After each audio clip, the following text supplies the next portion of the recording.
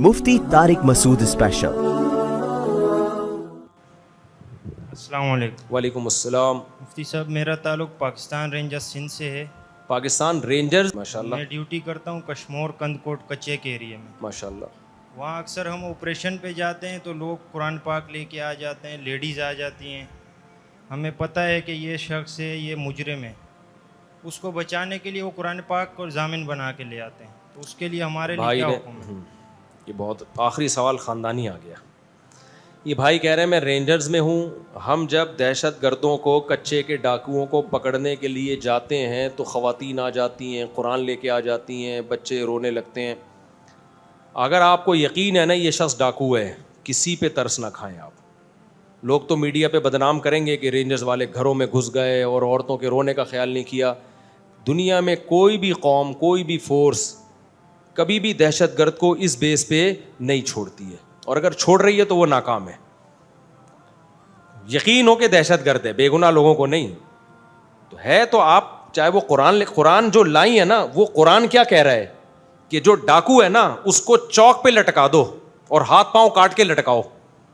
جب کوئی خواتین قرآن لایا کرے نا کہ یہ ہمارا بیٹا ہے ڈاکو ہے، اس کو نہیں پکڑو اللہ کا واسطہ، اگر وہ ڈاکو ہے تو آپ اس خاتون کو بولو کہ اماں جو آپ قرآن لے کر آئی ہو نا، اس قرآن میں ہے انما جزاء الذین یحاربون اللہ ورسولہ ویسعون فی الارض فسادا ان یقتلوا او یصلبوا او تقطع ایدیہم وارجلہم من خلاف او ینفوا من الارض۔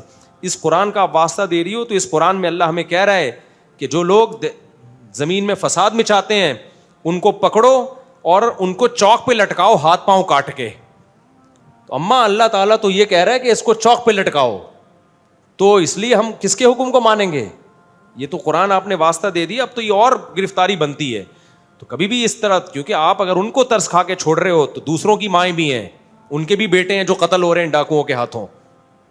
نہیں آ رہی میرا خیال ہے بات سمجھ، ان کے بھی بچے قتل ہو رہے ہیں، وہ ان کا خون بھی جو ہے وہ مفت کا خون نہیں ہے۔ ان ڈاکوؤں نے سینکڑوں لوگوں کے گھر اجاڑے ہوتے ہیں، تو کچے کا ہو یا پکے کا ڈاکو ہو نہیں چھوڑنا، اور اس میں مارے گئے بہت بڑی شہادت ہے۔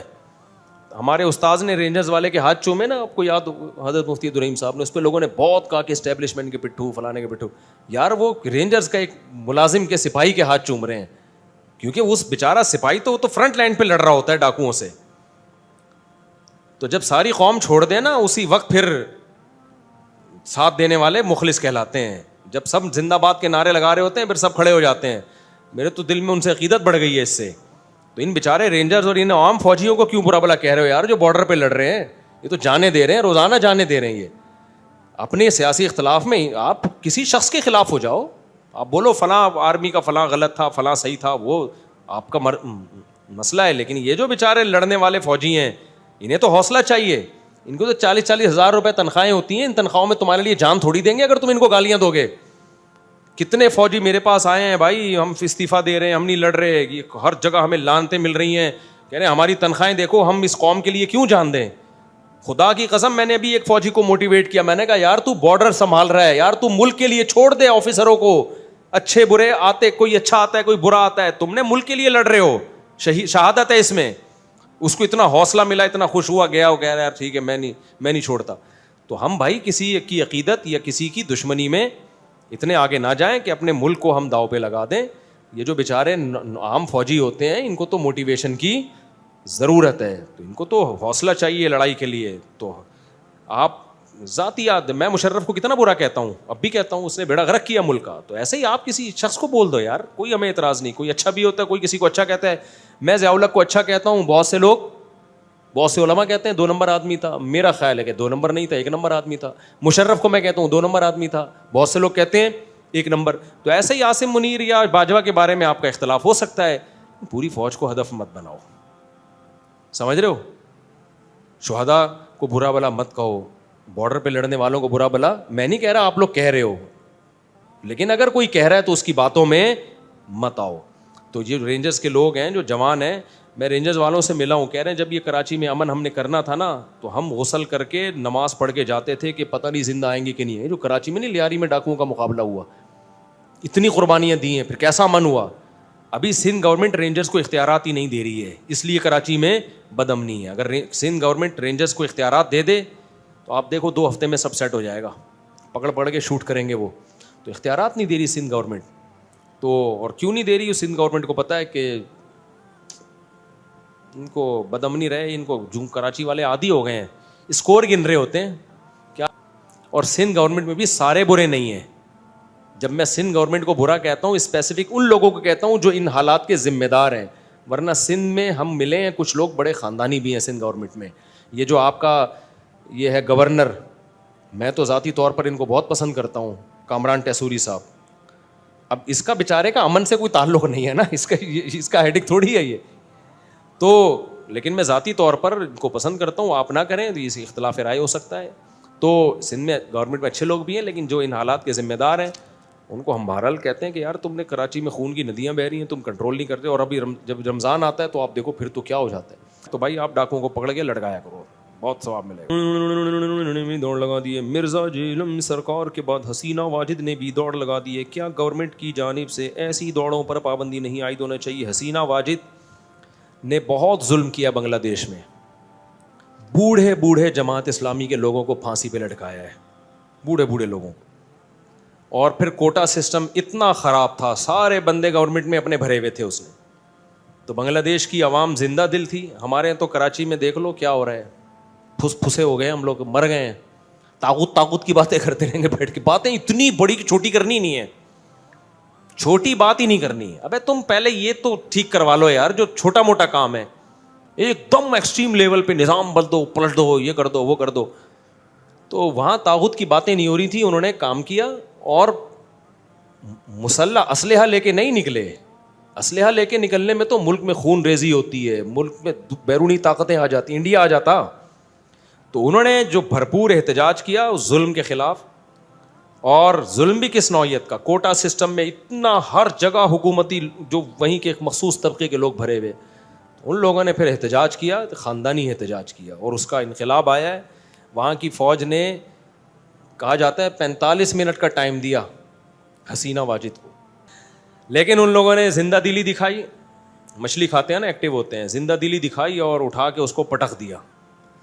تو فوج تو فیور کر رہی تھی اس کو, لیکن پھر فوجیوں نے اس کو بولا بھائی آپ کے پاس 45 منٹ کا ٹائم ہے, عوام ٹکا بوٹی کر کے چبا جائے گی, 45 منٹس میں آپ پتلی گلی سے نکل لیں. آپ نکل گئی, اور سیدھا گئی کہاں ہے, بنگلہ دیش کو انڈیا نے کیپچر کیا ہوا تھا. انڈیا بنگلہ دیش کا اپنا کچھ بھی نہیں تھا, سارا کس کا سسٹم چل رہا تھا. تو اب بنگلہ دیش کو اصل معنی میں انڈیا سے آزادی ملی ہے.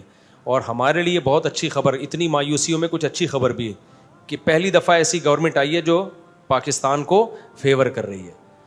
جماعت اسلامی کے بوڑھے بوڑھے لوگوں کو جیلوں سے رہا کیا انہوں نے. یار تمہارا سیاسی اختلاف تھا, اگر وہ وہ بنگلہ دیش کے ٹوٹنے کے قائل نہیں تھے تو سیاسی اختلاف کہہ لو اس کو, اب تو بن گیا تھا نا. ان کو لٹکانے کی کیا ضرورت تھی؟ جب بھی کوئی ملک بنتا ہے تو سیاسی اختلافات ہوتے کہ نہیں ہوتے. مولانا حسین احمد مدنی رحمۃ اللہ علیہ پاکستان بننے کے قائل نہیں تھے, ان کی رائے یہ تھی نہیں بننا چاہیے. مولانا اشرف علی تھانوی قائل تھے پاکستان بننے کے, لیکن ان دونوں کے مریدوں میں کبھی لڑائی نہیں ہوئی, ان دونوں میں بھی کبھی لڑائی نہیں ہوئی, سیاسی اختلاف تھا. جب پاکستان بن گیا تو پھر مولانا حسین احمد مدنی کا وہ تاریخی الفاظ ہیں, انہوں نے کہا میں پاکستان کو فیور کروں گا. لوگوں نے کہا آپ تو بننے کے خلاف تھے. انہوں نے کہا بھائی مسجد بننے میں اختلاف ہو سکتا ہے کہ یہاں بنے گی کہ نہیں بنے گی, جب بن جائے تو اس مسجد کا احترام واجب ہے. بحث ہوتی ہے نا یہاں مسجد بننی چاہیے, انہوں نے پاکستان کو ملک نہیں مسجد سے تعبیر کیا. تو یہ بڑے لوگ تھے بھائی, تو وہ اختلاف کیا ہو گیا, ختم. تو بنگلہ دیش بننا چاہیے تھا, نہیں بننا چاہیے تھا, پرانا اختلاف تھا. جب بن گیا تو اب کیا کرنا ہے, بننا چاہیے تھا, تو ہونا تھا جو ہو گیا نا. تو اب تو جب ایک کنٹری بنا تھا اس کو اسٹیبل کرنے کی کوشش کرنی چاہیے. آپ نے وہ جو سیاسی اختلافات والے لوگ تھے ان کو اٹھا کے لٹکانا شروع کر دیا یار, مذہبی لوگوں کا گلا گھونٹنا. آپ کی پوری سیاست ہی انڈیا کے فیور میں, پاکستان کے مخالفت میں. تو انڈیا سے تو آپ کو بھی آزادی ملی تھی. تو اب یہ ہمارے لیے بہت اچھی خبر ہے کہ وہاں کی عوام اٹھی, اور علماء کو ویزے نہیں ملتے تھے بنگلہ دیش کے. میں بھی نہیں جا سکا اب تک بنگلہ دیش, میرا بھی ارادہ اور ایک چکر ہم بھی لگا کے موسلی کھائیں گے. موسلی وہاں بنگلہ دیش کی مچھلی کا مزہ یہاں والا نہیں ہے, وہاں الگ ہی مزہ ہے. تو مچھلی کھائیں گے, کیا خیال ہے تھوڑی سی بنگالی زبان بھی سیکھیں گے. تو ایک اچھی گورنمنٹ آئی ہے وہاں پہ, اللہ کرے یہ اسٹیبل رہے. فوج میں بھی بڑی تبدیلیاں ہو گئی ہیں وہاں پہ, تو عوام کا اس طرح کا زبردست ایک احتجاج ہوا ہے اور انہوں نے اپنا حق, تو ایسے احتجاج کے ہم خلاف نہیں ہیں. ہمارے بغاوت والے بیانات پہ لوگ یہ سمجھتے ہیں کہ مفتی صاحب عوام کو کہہ رہے ہیں چپ گونگے بن کے بیٹھے رہو. ایسا نہیں ہے بھائی, ہم تو خود بھی جا کے جو بات حق ہوتی ہے وہ کرتے ہیں, جو ہمیں جتنا موقع ملتا ہے. تو عوام اس طرح کا احتجاج کریں, ہمیں کوئی اعتراض نہیں ہے بھائی. یہ والا نہ کرے جو مار دھاڑ اور جا کے جناب وہ جو آپ کے ملک ہی کی سالمیت ہی خطرے میں پڑ جائے. انہوں نے مار دھاڑ بھی کی ہے, بندوق نہیں چلائی انہوں نے. ہمارے ہاں جو بغاوت کی باتیں ہوتی ہیں نا طاغوت کے نام پہ, اس میں یہ خطرہ ہوتا ہے کہ لوگ اسلحہ لے کے مسلح بغاوت شروع کر دیں گے. اس سے فوراً کیا ہوگا, جو غیر ملکی طاقتیں آپ کے ملک میں امن کے بہانے سے گھس جائیں گی کہ یہاں چونکہ بدامنی ہو رہی ہے لہذا یہ ہم آئیں گے یہاں. ہم جیسے عراق میں گھسی ہیں, لیبیا میں گھسی ہیں, تو بیڑا ہی غرق کر دیا. اچھا باقی ہر جگہ لوگ مرزا جھیلمی سرکار کو لپیٹ دیتے ہیں. رمضان میں زکوٰۃ نکالنے کا ثواب زیادہ ہے یا نہیں؟ کسی کی زکوٰۃ رمضان میں ہی بنتی ہو تو اس کو تو رمضان میں ثواب ملے گا. بنتی شعبان میں تھی, اس چکر میں ڈیلے کر دی کہ رمضان میں زیادہ ثواب ہے, اب ثواب زیادہ نہیں ملے گا. سمجھ رہے ہو؟ اب نہیں ملے گا کیونکہ آپ کی بنتی شوال میں تھی, آپ رمضان تک کھینچ رہے ہو اس کو اگلے سال, یا شعبان میں بنتی تھی آپ, ہاں اس لیے ڈیلے کر دی کہ کوئی مستحق نہیں مل رہا, تو ایک الگ بات ہے. تو رمضان کے چکر میں زکوٰۃ میں تاخیر کرنا ٹھیک عمل نہیں ہے. یار اب تو میری ہو گئی نا, اب میں لوگوں کو, کسی نے کہا کہ اب مفتی صاحب کی ہو گئی ہیں, وہ چپ ہو جائیں گے. میں نے کہا میں چپ ہونے والا, اگلے نے انٹرویو میں کہا یہ چپ ہونے والا آدمی نہیں ہے, یہ نہیں چپ ہوگا, میں دوسروں کی کراؤں گا. ہماری ہو گئی تو کیا ہوا, ہم بیٹھ گئے اپنے رشتے ہی نہیں میں تلاش کر رہا, لیکن آپ کے لیے بھی موٹیویٹ کرتا رہوں گا, مرنے سے پہلے بھی موٹیویٹ کروں گا, جب تک میرے جیسے 25-30 مولوی پیدا نہیں ہو جاتے. کیونکہ میں اکیلا اس پہ اتنا ڈٹا ہوا ہوں نا, کوئی اور بول نہیں رہا, تو مجبوراً مجھے بولنا پڑتا ہے. بھائی اگر دوسرے علماء بولنا شروع کر دیں, میں بولنا بند. دوسرے علماء عاملوں کے خلاف بولیں اس طریقے سے یار جس طرح میں بول رہا ہوں, تو میں چپ ہو جاؤں گا. بول ہی نہیں رہے, الٹا اور ان کو پروموٹ کر رہے ہیں. اس لیے مجھے پھر بولنا پڑتا ہے بار بار عاملوں کے خلاف, ہر دوسرے بیان میں شادیوں پر بولنا پڑتا ہے. دوسرے علماء بولیں گے تو ہم کیا ہو جائیں گے, چپ. البتہ یہ ہے کہ علماء میری حوصلہ افزائی کرتے ہیں, کہتے ہیں یار ہم نہیں بولتے کیونکہ ہماری ایک ہے, ہم سے ہو بھی نہیں دوسری, بندہ کیا ہے لگا رہا ہے, مفتی صاحب ٹائٹ ہو گیا, خاندانی ہو گیا. اس پہ مجھے خوشی ہوتی ہے کہ علماء کی سپورٹ حاصل ہے, دعائیں الحمدللہ ان کی. وہ کہتے ہیں قدم بڑھاؤ, ہم تمہارے ساتھ نہیں ہے لیکن قدم بڑھاؤ. ساتھ کہاں ہو رہے ہیں, یہ ایسے قدم بڑھاؤ کہ ہم تمہارے ساتھ نہیں, قدم بڑھاؤ مفتی صاحب. میرا نام, اچھا جن کمبختوں نے کی ہیں 2 شادیاں وہ سالے وہ صحیح علماء ہیں, بہت کم ہیں جو صحیح علماء کر رہے ہیں, یہ عامل وامل کر رہے ہوتے ہیں, روحانی ٹوپی ڈرامے. میرا نام اکرام ہے اور میں کافی دور سے آیا ہوں امریکہ سے. میں بھی امریکہ جا رہا ہوں میرے بھائی, وہیں جا کے ملیں گے, اثر میں ملنے آپ. انتقال کے بعد میاں بیوی کا رشتہ ختم ہو جاتا ہے کیا؟ مرنے کے بعد دنیا کے لحاظ سے ختم ہوتا ہے, آخرت کے لحاظ سے ختم نہیں ہوتا. دنیا کے لحاظ سے رشتہ ختم ہوتا ہے تبھی تو بیوی کو عدت کے بعد ایک اور شادی کی اجازت ہے. اگر رشتہ ختم نہ ہوتا تو شادی کر سکتی تھی وہ. میاں کو بھی اجازت ہے, اللہ نہ کرے کسی کی 4 مر جائیں تو وہ دوبارہ سے کر سکتا ہے, اللہ نہ کرے کسی کی مر جائیں, کہ میں خوشی میں نہیں کہہ رہا یہ, تو عدت کے بعد جو ہے نا تو عورت شادی کر سکتی ہے. تو یہ دنیا کے لحاظ سے, لیکن آخرت کے لحاظ سے ختم نہیں ہوتا. اگر کوئی مرد مر گیا, عورت بیوہ ہو گئی, تو جب تک وہ کہیں اور شادی نہیں کرتی, آخرت کے کھاتے میں اسی شوہر کی بیوی شمار ہوتی ہے وہ. لہذا وہ اپنے اس شوہر کے لیے دعا بھی کر سکتی ہے, اس کو یاد بھی کر سکتی ہے, کہ مانگ بھی سکتی ہے اللہ سے. لیکن اگر کہیں اور شادی کر لی ہے پھر اس کو نہ مت مانگے, کیونکہ پھر اس دوسرے شوہر کے ساتھ بے وفائی ہے. یہ شوہر کو پتہ چل گیا کہ تہجد میں مانگ وسیم کو رہی ہے, بیوی میری بنی ہوئی ہے, اس کو تو غصہ آئے گا نا, تو اس کی حق تلفی ہے پھر. اچھا میرے بھائی, مرنے کے بعد روح اپنے گھر میں آتی ہے؟ نہیں آتی, شکر کرو نہیں آتی. آتی ہوتی ہیں نا اور ہم دیکھ لیتے, تو پھر ہم بھی کسی اور کے گھروں میں جا رہے ہوتے روح بن کے. کم وضاحت دیں مفتی صاحب, سارے سوالات کے جواب دیں. ہاں یار یہ میرے ساتھ بہت بڑا مسئلہ ہے. لوگ کہتے ہیں ایک سوال پہ آپ بہت ٹائم لگا دیتے ہو. اب میں کوشش کرتا ہوں تھوڑا مختصر جلدی نبھا دوں. میں دبئی میں جاب کرتا ہوں, مجھے ایک ہندو لڑکی پسند ہے لیکن وہ اپنا ریلیجن چینج نہیں کرتی. میں اس سے شادی کرنا چاہتا ہوں. جب تک مذہب چینج نہیں کرتی آپ اس سے شادی نہیں کر سکتے, حرام ہے, ناجائز ہے, زنا ہے. مفتی صاحب میں کیا کہہ رہے ہیں بھائی جان, پتہ نہیں کیا لکھا ہوا ہے, میں مبتلا ہوں, کوئی بیماری ہے, لیکن اب میں یہ سب اچھا لڑکوں کو جو عادت پڑ جاتی ہے نا ہینڈ پریکٹس وغیرہ کی, کہتے ہیں میں اس میں چھوڑنا چاہتا ہوں, چھوٹتا نہیں ہے, شادی کا فیصلہ کیا ہے, لیکن ڈر لگ رہا ہے کہ میری شادی بھی قریب ہے, میں نہیں چاہتا کہ زندگی برباد ہو جائے. ان کو یہ ڈر ہو گیا اپنے بارے میں کہ یہ ہینڈ پریکٹس کی وجہ سے کچھ نامرد ہو گئے ہیں, تو اب شادی کریں گے تو پتہ نہیں کیا ہوگا. ایسا کچھ بھی نہیں ہے. ہینڈ پریکٹس کے نقصانات ہیں, لیکن اس سے نامرد وامرد کوئی نہیں ہوتا, سمجھ رہے ہو. نقصان ڈاکٹر کہتے ہیں, بعض ڈاکٹر کہتے ہیں نقصان نہیں ہے, یہ بھی غلط ہے. اس سے مینٹلی بہت برباد ہوتا ہے آدمی, لیکن اس کا حل یہی ہے کہ چھوڑ دے اور شادی کر لے. جتنا جلدی شادی کرے گا تو دوبارہ مینٹلی کیا ہو جائے گا, آہستہ آہستہ سیٹ ہو جائے گا. شادی نہیں کرے گا تو مینٹلی کیسے برباد ہوتا ہے یہ ایک الگ بحث ہے. ابھی میں وہ کسی نے کہا نا آپ بہت تفصیل سے جواب دے دیتے ہیں, تو اس لیے مختصر جواب دے رہا ہوں کہ اس سے صحت خراب ہوتی ہے, صحت ٹھیک نہیں ہوتی. کیسے خراب ہوتی ہے کیا ہے, یہ ایک لمبی بحث ہے. لیکن اس سے یہ نہیں ہوتا کہ کوئی نامرد ہو جائے اور وہ شادی کے قابل نہ رہے. نائٹ فال جن کو زیادہ ہوتا ہے وہ بھی سمجھتے ہیں ہم تو سب ختم. او بھائی ختم تھا تو پھر نائٹ فال کیوں ہو رہا ہے, ختم ہی ہو گئے تھے تو نائٹ فال کیوں ہو رہا ہے. تو ہینڈ پریکٹس کیسے ہو جاتی ہے اگر نامردی ہو گئے ہو, تو یہ سب بیکار باتیں ہیں, اس سے کوئی نامرد نہیں ہوتا.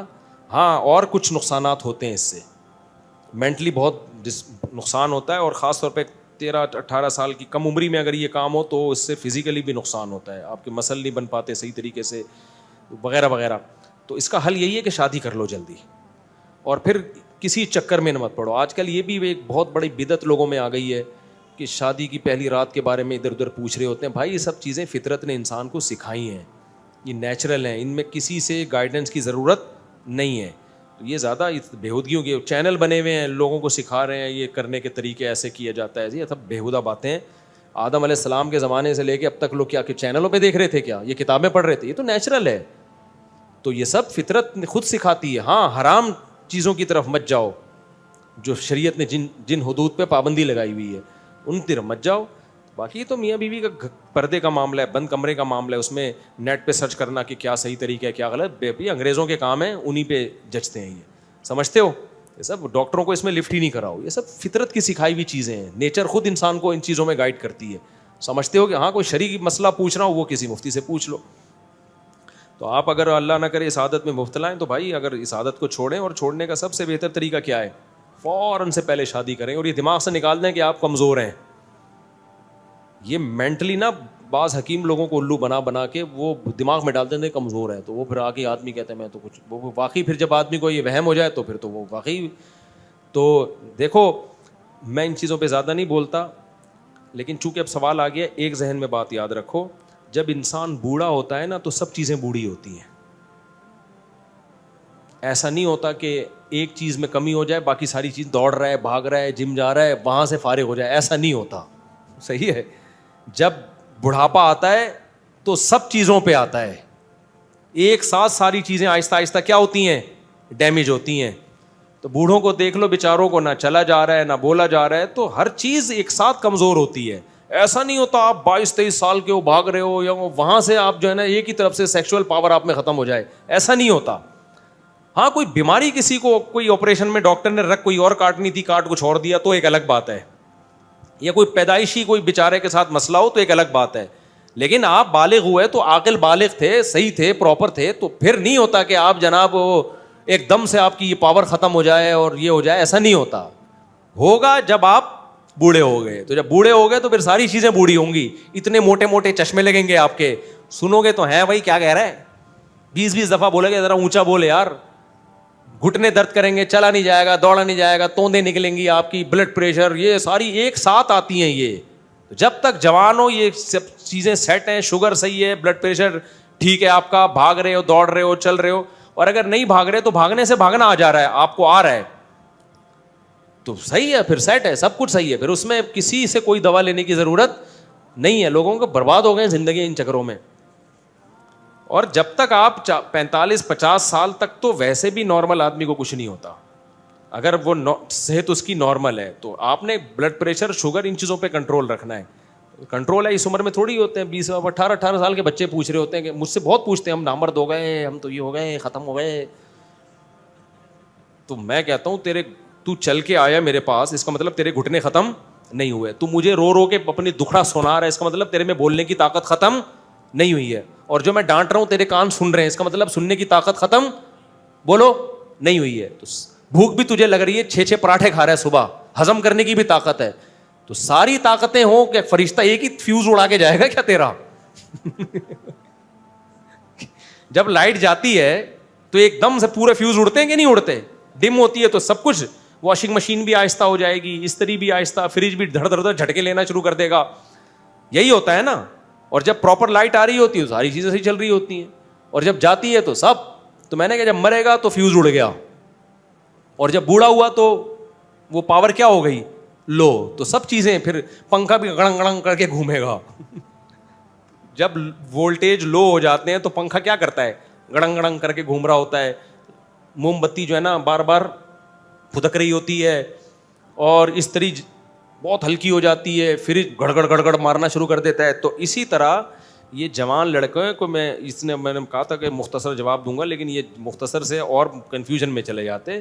تو جوان آدمی کو کچھ بھی نہیں ہوتا, سمجھ رہے ہو, پورے فیوز اس کے, وولٹیج اس کے پورے آ رہے ہوتے ہیں. جب 40 سال کے بعد کے یہ مسائل ہیں, 40 سال تک تو فٹ فاٹ ہی رہتا ہے آدمی, پھر جا کے مسائل کھڑے ہوتے ہیں, شوگر. تو اس میں اگر کوئی کنٹرول کر لے گا تو جوان رہے گا, نہیں کرے گا تو پھر جا کے مسائل کھڑے ہوں گے. تو 40 سال کے بعد پھر ورزش کیا کرو اور خوراک پہ کنٹرول کرو. 40 سال سے پہلے بھی کرو, لیکن یہ کہ اتنی بڈھا نہیں ہوتا آدمی 40 سال سے پہلے, سمجھتے ہو. تو اس لیے دبا کے 4 شادیاں کرو. میں جب بھی 4 شادیوں کی ترغیب دیتا ہوں نا, ایک نوجوان آئے ہیں میرے پاس کہ ہمارے اندر تو طاقت ہی نہیں ہے, کیا کھائیں کشتے, آپ کیا کھاتے ہو, کوئی دوا ہمیں بھی بتا دو. ہم یہی پراٹھے, میں بھی صبح پراٹھا کھا کے بیٹھا ہوں اور کوئی کشتے مشتے نہیں ہے. آپ جا کے میرا کچن چیک کر سکتے ہو بھائی, کوئی دوائیں نہیں کھاتا میں, پراٹھا کھایا ہے, ابھی گھر میں کھانا بنا ہوا ہے وہ پھوڑ دوں گا جا کے. میں پیاز کا میں بڑا شوقین ہوں سیلڈ کے طور پہ. تو بس یہی ہے ہماری لائف. تو یہ سب ہے, کوئی ایکسٹرا کوئی فنٹر نہیں ہے. تو یہ اللہ نے سب کو طاقت دی ہے. اب جو ایک جس کی ہوتی ہے نا وہ سمجھتے ہیں میرے اندر طاقت نہیں ہے. جو بھائی جس کو یہ عادت پڑی ہے شادی کرے, بالکل فٹ فاٹ ہے, یہ بالکل مرد کا بچہ ہے. ہاں مینٹلی کچھ ڈسٹرب ہوگا, عادت کسی اور چیز کی پڑ گئی ہے نا, تو وہ تھوڑے دنوں میں آٹومیٹیکلی خود بخود سیٹ ہو جائے گا. لیکن چھوڑنا پڑے گا یہ کام, ایسا نہ ہو شادی کے بعد بھی یہی دھندے کرتا رہے. مفتی صاحب مجھے آپ سے بہت عقیدت ہے میرے علم میں اصلاح کے لیے. تو جس نے مردانہ قوت بڑھانی ہے اس کے پاس بہترین حل ہے کہ وہ 4 شادیاں کر لے. اس سے زیادہ قوت بڑھانے کا کوئی نسخہ دنیا میں ہے نہیں. یہ کھانے پینے سے نہیں بڑھتی ہے, یہ اس طرح سے بڑھ جائے گی. مفتی صاحب مجھے آپ سے بہت عقیدت محبت ہے, میرے اصلاح بتا دیں. حضرت عمر کی شادی حضرت علی کی بیٹی سے ہوئی, کوئی دلیل حدیث کی کتابوں میں ہے بھائی؟ مرزا جی کہتے صحیح بخاری میں, مجھے تو اس کے پر یقین نہیں. میں نے اپنی کتاب میں اس کا حوالہ دیا ہے. حضرت عمر رضی اللہ تعالیٰ عنہ نے حضرت علی کی بیٹی کو پیغام بھیجا تھا اور حضرت علی نے پھر شادی کر دی تھی. کتاب میں ریفرنس موجود ہے, کبھی موقع ملا تو نیٹ پہ بھی ڈال دوں گا. صحابہ کے آپس میں بہت اچھے تعلقات تھے, حضرت عمر, حضرت علی, حضرت ابوبکر, یہ سب بہت اچھے تعلقات تھے, احادیث سے ثابت ہے. یہ تو بعد میں ان کو فریق بنا کے پیش کر دیا ہے.